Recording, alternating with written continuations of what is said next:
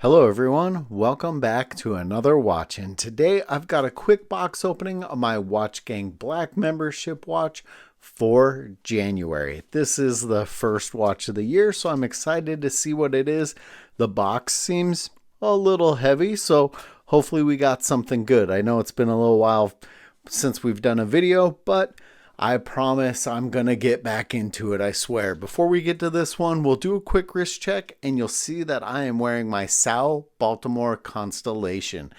I love the color on this watch. Inside, it does not give it justice. You got to see this one outside. I love this watch. Looks great. Now, if you're not familiar with Watchgang, it is a monthly watch subscription company. There's different tier levels, and they do promos and giveaways and wheel spins and all kinds of stuff. Now, I only subscribe to the Watchgang Black tier level, which is the, well, when I signed up, the $99 tier level. Now it is, I believe, $149. Also, guys, if you're looking to sign up for Watchgang, make sure you click through on my link below. Get you some wheel spin points and me some wheel spin points. Helps the channel keep going. And I have promo codes and discount codes for Spinnaker, Aviate, Ballast, and a few more. And if you're into old cars, make sure you check out the other channel, Mileage Unknown. Enough of that. Let's take a look at what we got. We saw from the box it is an Orvin, which is not one that I've heard that much. So it's I believe my first watch from them. So far, not too shabby. Looks like we've got a skew right there and an MSRP of $310 on this one. Now, I would have liked to see a actual stamped, not stamped, a little bit better bracelet than this stamp.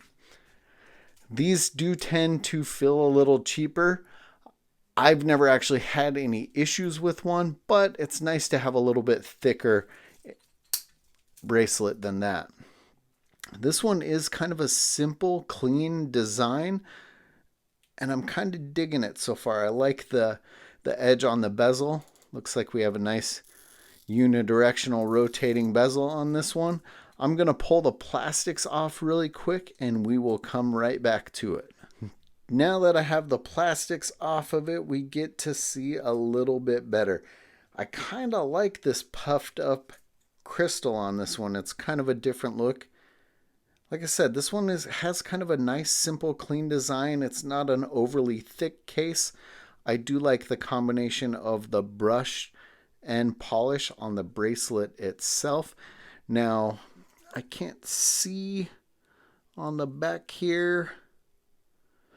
I'm going to say we have a quartz movement because I'm not hearing any rotors spinning, and I don't have, I couldn't see the back through the camera right now.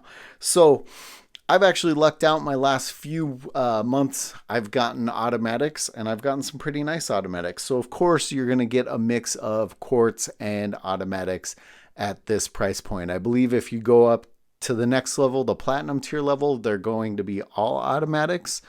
Let's go ahead and throw this one on wrist really quick so we can see how it looks on my roughly 7-inch wrist, just to get an idea on how it fits. I'm going to have to do some more research on this one to see what movement is actually in it, but it fits my wrist fairly nice. It's a nice, simple, clean watch. I kind of dig it. It looks like I'd be removing 3-4 links out of that one, so there's a little bit more room to grow if you have a little bit bigger wrist than me, but that's how that one looks on my roughly 7-inch wrist. Let me know what you guys think of this one in the comments below. As always, guys, thanks for watching.